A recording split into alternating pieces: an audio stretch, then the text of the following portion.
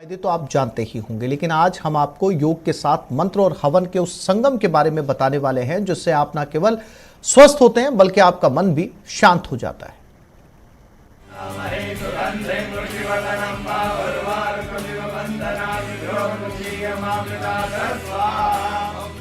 कहते हैं खुली हवा में योग का अलग ही आनंद है, लेकिन जिस तरह से प्रदूषण का स्तर बढ़ रहा है उसकी वजह से लोग खुली हवा में योग करने से डरने लगे हैं।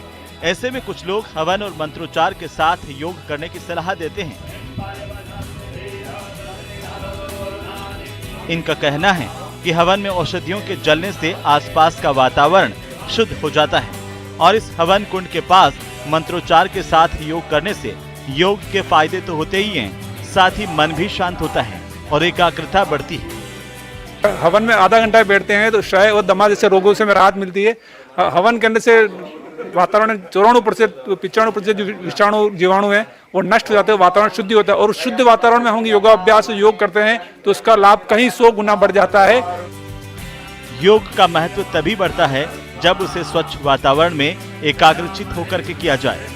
हवन करने वाले नीरज आमेटा का भी मानना है कि प्राचीन काल से यज्ञ से शुद्ध हुए वातावरण के बीच योग की परंपरा रही है और वर्तमान दौर में जब पर्यावरण प्रदूषित हो रहा है तो यज्ञ और मंत्रोच्चार के बीच ही योग करने की जरूरत है।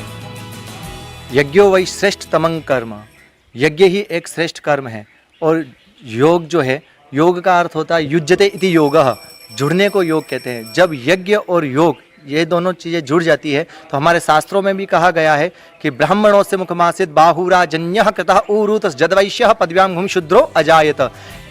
पंडितों और योगाचार्यों का कहना है कि हवन का धुआं शरीर की रोग प्रतिरोधक क्षमता को बढ़ाता है और योग रोग प्रतिरोधक क्षमता के साथ शारीरिक क्षमता को बढ़ाने में सहयोग करता है। हवन में गूगल, लोबान, चंदन, सेंधा नमक, काली मिर्च, नारियल, नीम के पत्तों का इस्तेमाल होता है जो वायरस को खत्म करता है।